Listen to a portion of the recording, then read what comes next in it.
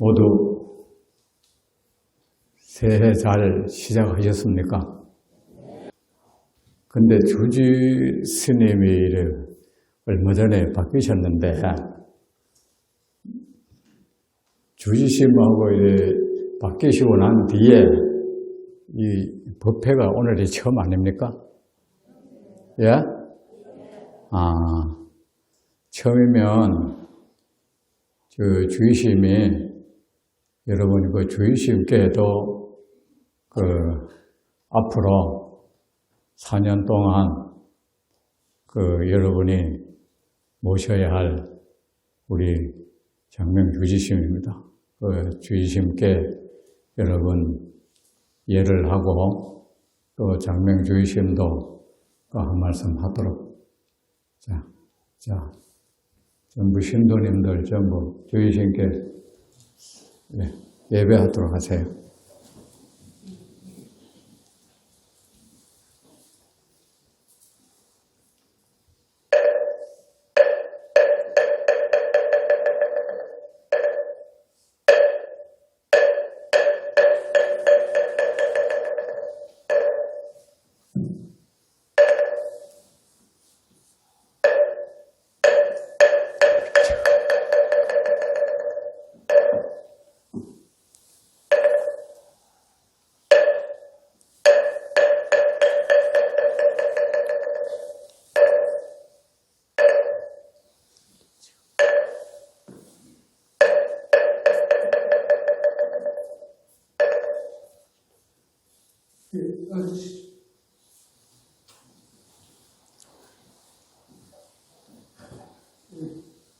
반갑습니다.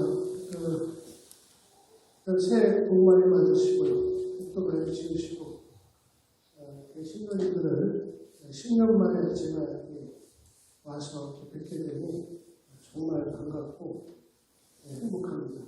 그리고 오늘 오늘 순서가 저는 우리 선원장 스님 공부를 하시고 선원으로 가시면은 제가 인사 말씀을 드리려고 했는데 순서가 바뀌었습니다. 원래 이렇게 제가 며칠 동안 인사말도 잘 준비했는데 그걸 못하게 됐습니다. 옛날부터 우리 저한테 사장님이시죠. 너무 어렵고 또 항상 제가 존경하고 제가 닮으려고 생각했던 스님이십니다. 우리 선원장 스님하고 기억이 하나가 있습니다. 제가 출가를 한 지 얼마 안 돼서 조실 스님, 지금 현재 제가 거기 머물고 있는 명화관에서 시공을 하는데 그날이 큰 스님 생신이었어요. 그래서 얼마나 친구들 바쁜지 제가 침원을 1학년 과정을 스님한테 배우는데 손님이 많이 오니까 강의를 못 가는 거죠. 그래서 저는 속으로 오늘 같은 날 안 가도 되겠지, 봐주시겠지 그러고 있는데 스님 한 번 오시더니 큰일 났다는 거예요. 공부를 안 하시고 안 가르치시고 그 자리에 그냥 앉아 계신다는 거예요. 저 올 때까지 기다리신다는 거예요. 그래가지고 제가 현실적으로 손님 오는 걸 뒤로 하고 스님한테 가사를 접수하고 갔더니 강의를 그대로 하셨어요. 저를 혼자 앉혀놓고. 제가 강의가 뒤에 들어오겠습니까? 그래가지고 나중에 스님이 꿀을 내시고, 그래서 스님은 공부할 자격이 없다. 그래가지고 내일부터 공부하지 마라. 그래가지고 제가 스님한테 참여를 드렸죠. 그래서 그게 제 스님하고의 첫 기억입니다. 스님은 그런 분이셨습니다. 공부가 사가 분명하시고 하기는 공부를 해야 된다는 거죠. 이게 내가 살아가면서 마음에 하나의 딱 기록이 됐던 것 같습니다. 그래서 우리가 살아가면서 올바른 스승을 만나는 게 대단히 중요하다고 생각합니다. 저는 직장에 출가를 해서 저희 의사 스님을 만났고 또 스승이신 공부를 가르쳐준 스승이시죠. 이렇게 대신 사연으로 만났습니다. 그래서 저는 참 행복한 사람을 생각합니다. 그래서 또 이렇게 35년, 출간해서 35년 만에 제가 이제 대본산 집지사에 주지라는 박진환 선생님을 맡게 되니까 제가 어떻게 하다 이런 큰 일을 맡게 됐을까 생각하니까 선생님 방에 제가 들어가서 한 열흘 정도 주변 정리를 하는데 그날 올라가 있어요. 그래서 지금 제가 냉방에 있습니다. 그래서 제가 이게 쉬운 일이 아니구나. 그런 마음으로 제가 살겠습니다. 항상 대중 시공하고 긴장을 늦추지 않고 항상 뒤돌아보고 도량을 살피고 대중을 살피고 신도님과 함께하는 그런 삶을 살도록 하겠습니다. 많이 도와주십시오. 감사합니다.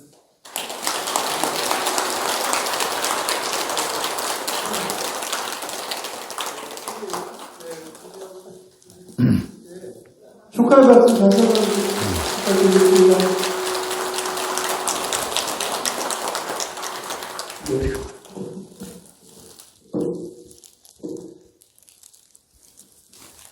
이제 제가 머리가 싸늘해서 모자 좀 쓰겠습니다.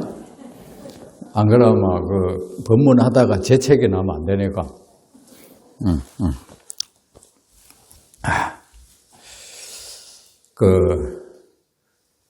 우리 장명주지 스님이 막상 이 주지 소임을 맡게 되니까 제가 사실 이 감에 많이 젖었습니다.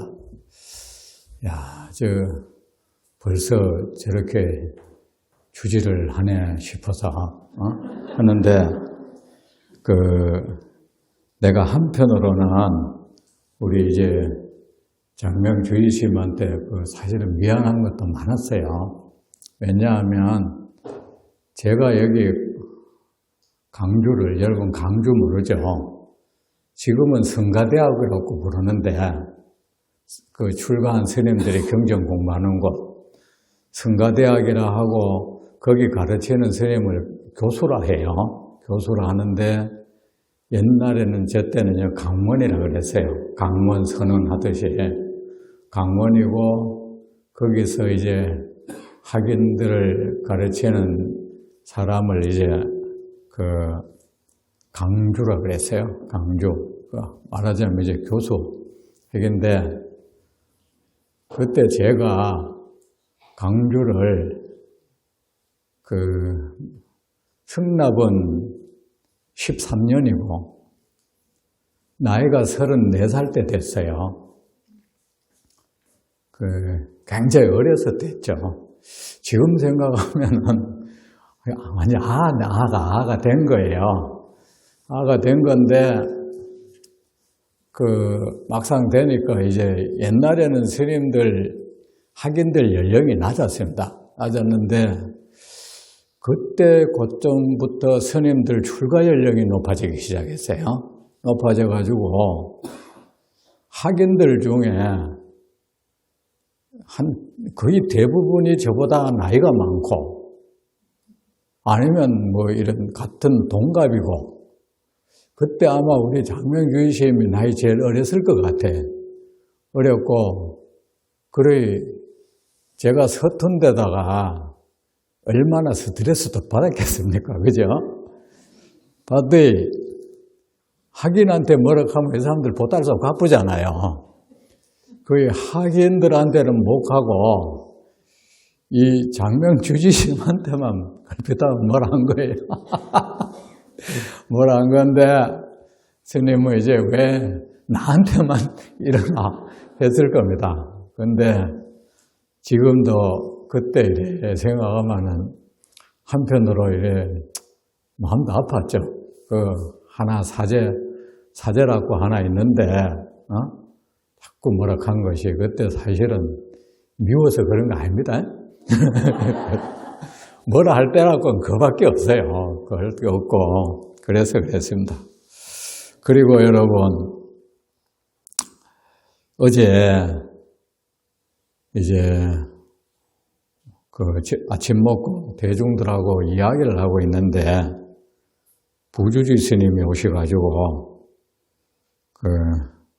웬일로 무슨 일이냐고 물으니까 초3일 날 이제 기도 입제 부패 법문청하러 왔습니다 하는데 제가 정말 흐뭇했습니다. 흐뭇하고 직지사가 이제 부처님 도량의 모습으로 돌아가려고 하는구나. 우리 새로운 장명주지 스님이 여기를 이제 부처님 도량으로 돌려놓으려고 하는구나 하는 걸 제가 느꼈어요. 왜 느꼈나 하면 여러분 여기는 부처님 나라예요. 아셨죠? 사찰이라고 할 때 찰자가 국가라는 뜻이에요. 불찰. 여기는 부처님 나라예요. 여기는 부처님을 왕으로 모시는 곳이고, 그래서 여러분 대웅전 이런 말 쓰잖아요. 원래 옛날에는 황제가 머무는 곳을 전이라고 이름 붙였어요. 근데 부처님을 옛날 왕국 시절에도 법왕이니까 왕으로 인정을 해서 전자를 붙이도록 허용을 한 겁니다. 그래서 대웅전 이라고 하는데,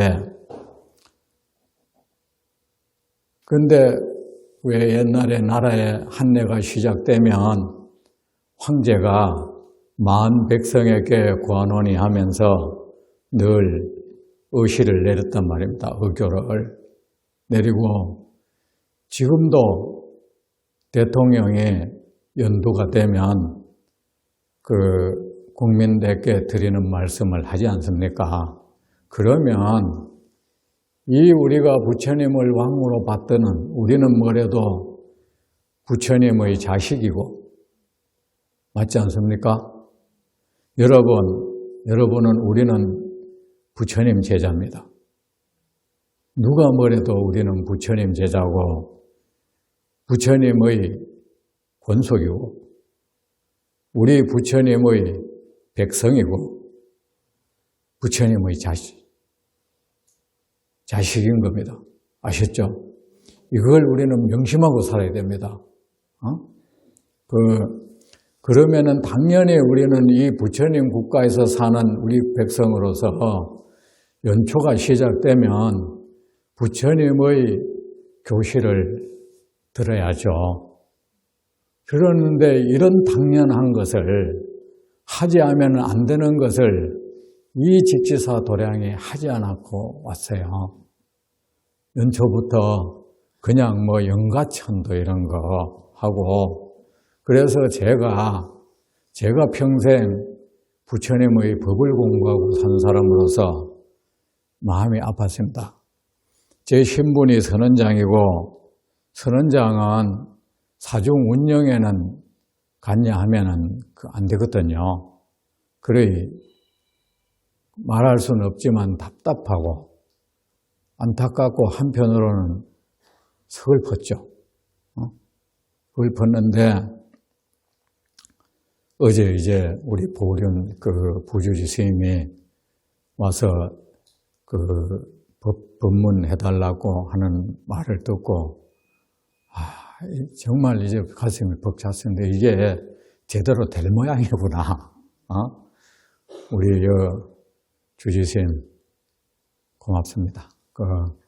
여기 새로 오신 모든 종무스님들 그런 마음 내줘서 정말 고맙습니다. 고맙습니다. 여러분도 우리가 이 새롭게 출발하는 이 도량을 한 대통령이 나라를 맡으면 판을 새로 짜는 겁니다. 아셨죠?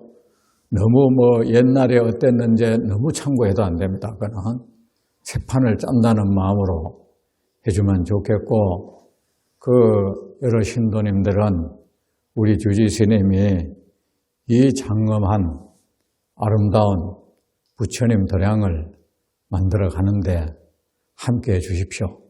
여러분, 부탁합니다. 예. 예. 예. 설사, 사람은 다 원만할 수는 없습니다.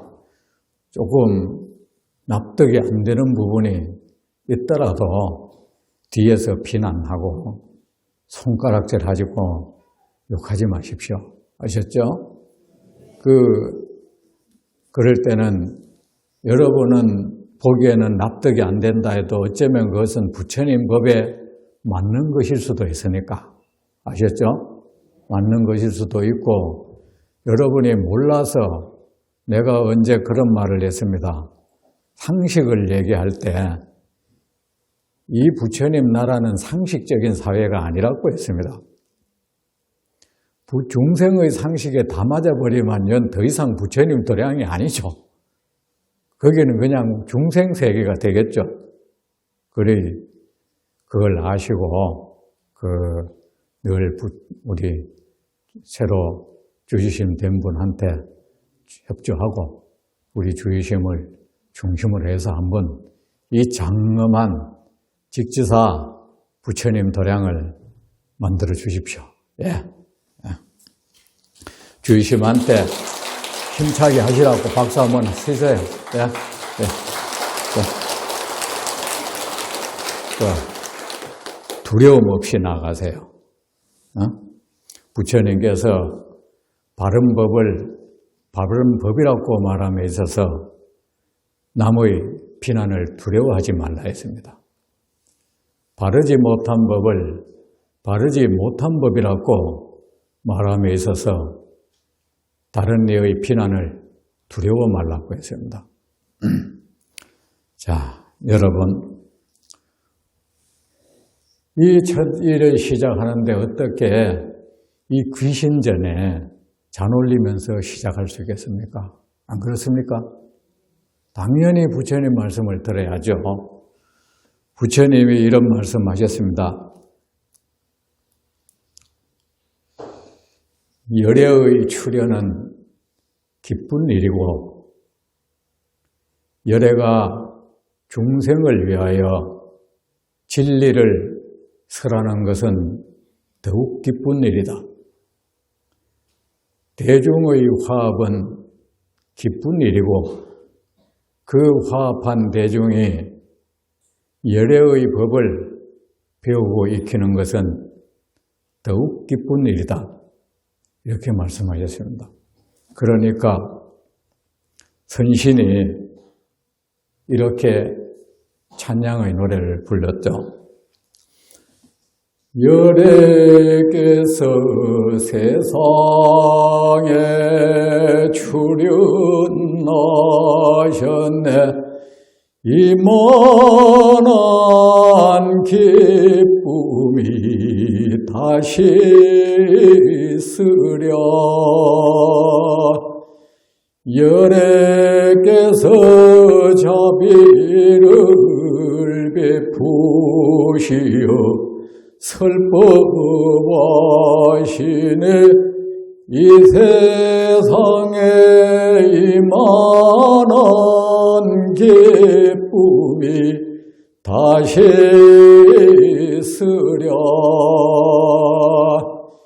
열애의 고귀한 제자 대중이 화합을 하네. 이만한 기쁨이 세상에 다시 있으랴. 화합한 대중이 열애의 법을 배우고 익히며 기뻐하네. 이만한 기쁨이 다시 있으려 세존의 시여 여기 대중 갸륵하지 아니합니까? 이 대중을 칭찬하소서. 이 대중을 지켜주소서.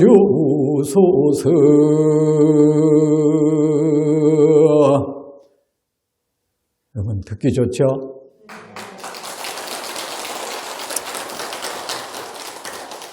여러분, 제가 제의합니다.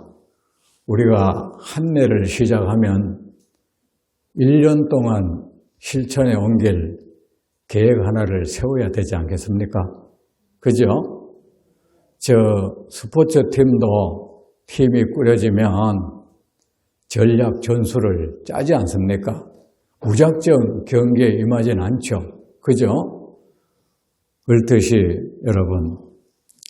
여러분한테 제가 제의하건대 올 1년 한 달에 부처님 말씀 한마디를 암송합시다. 어떻습니까? 부처님께서 말씀하시기를 무지한 백성이 나라를 지킬 수 없고 그 무지한 백성이 나라를 무너뜨린다 했습니다. 여러분, 우리 불교 옛날에는 국가로 말하면 가장 강성한 국가였죠. 기독교, 천주교 다 합쳐도 불교 신자만큼 되지 않았죠. 되지 않았는데 우리 옛날 삼국 시대로 비교한다면 가장 강성했던 우리 북다국이 가장 취약한 국가가 되어 있습니다. 조사에 의하면 기독교 인구가 1000만이 넘고 한 10년 전에 1100만이 됐습니다. 개신교, 천주교 인구가 500만 정도 됐고 불교가 750만이라 했는데 저는 그렇게 생각합니다. 750만도 안 될 것이다. 그 중에 그동안에 내가 봤을 때 천주교는 많이 약진했을 것 같고 불교는 불교라고 말은 하지만 기독교나 천주교를 믿는 신자들의 신앙을 기준으로 한다면 그렇게 열심히 절에 다니고 부처님의 법을 공부하는 사람을 기준으로 한다면 상당히 참담한 생각이 듭니다. 만약에 전국절을 10,000개로 잡았을 때 그 전국절에서 똑같이 법회를 했을 때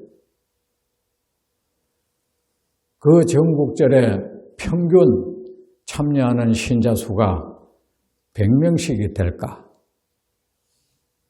평균 내면 100명이라 하면 100만 명인 겁니다.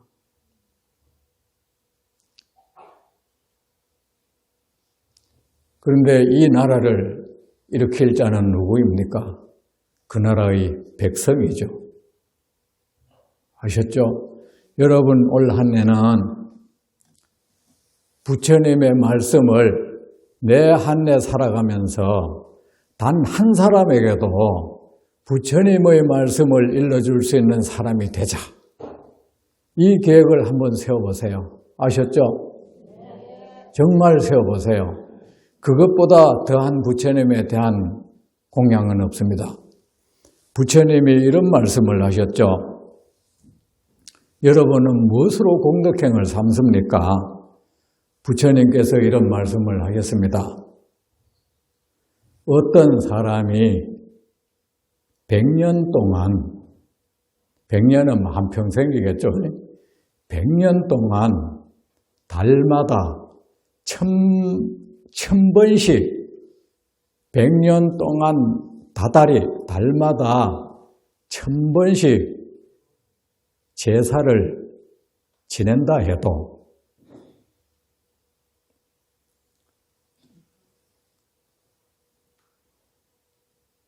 깨달음을 얻은 이에게 잠시 공양하는功德은 그 100년 동안의 제사보다 훨씬 낫다. 여러분 이 말 믿습니까? 여러분 저는 법상에 올라오면 제 말 안 합니다. 부처님 말씀 아닌 거는 제 개인 견해나 개인 신념이나 개인적인 사상, 개인적인 지식을 저는 말하지 않습니다. 왜? 여기는 부처님의 사자로서 제가 이 자리에 올라왔거든요. 그러니까 거기에 대해서 천신이 이렇게 노래하죠. 한번 들어보세요.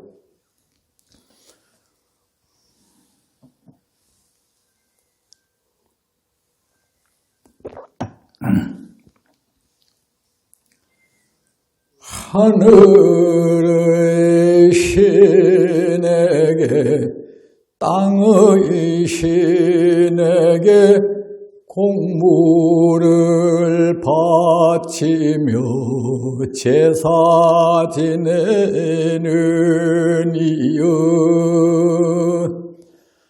바다의 신 산천의 신에게 공물을 바치고 제사 지내는 이여 나무의 신 박외의 신에게 공물을 바치고 제사 지내는 이여 죽은 자의 영혼에게 떠도는 귀신에게 공물을 바치고 제사 지내는 이여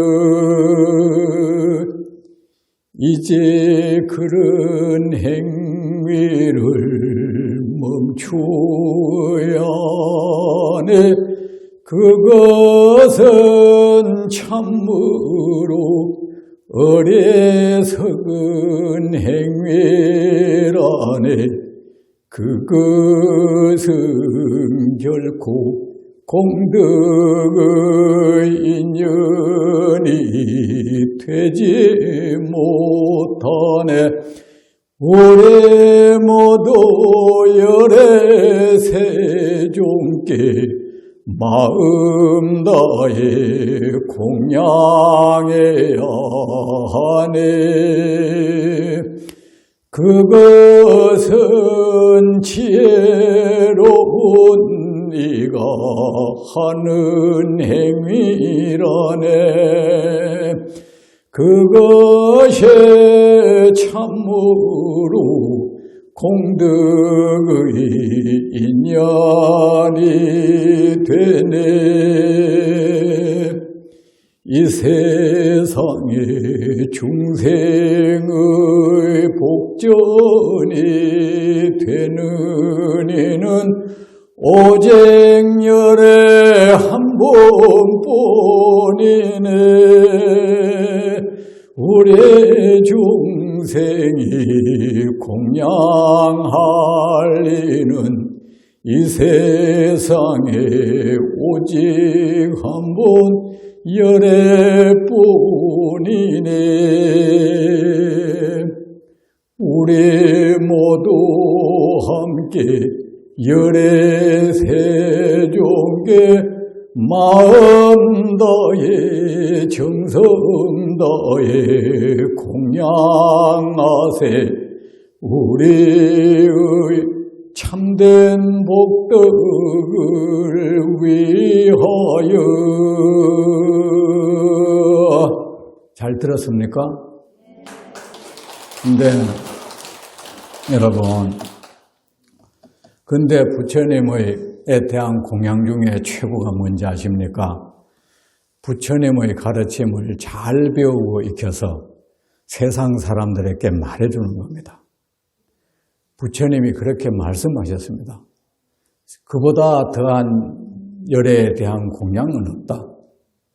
더보다 더 큰 공덕의 공양은 없다라고. 그러니까 여러분, 우리 올 한 해 부처님께 참된 공양 올려서 참된 복덕을 우리가 한번 성취해 봅시다. 아셨죠? 그리고 그 참된 공양은 우리 매달 제가 일러드릴게요. 달마다 부처님 말씀 한마디씩을 외워서 세상 사람들에게 일러줍시다. 그래서 부처님의 자손을 우리가 만들어 갑시다. 혹시 제가 법회 때 잊어버리고 그 여러분이 한 달 암송해야 될 한마디를 해주지 않으면 해달라고 하세요. 제가 잊어버리고 못할 수도 있으니까. 그죠? 그래, 이번 보름 때 제가 하면 제가 한마디 부처님 말씀 일러드릴게요. 여러분, 우리 참된 불자가 되는 한 해가 됩시다. 여러분 행복하십시오.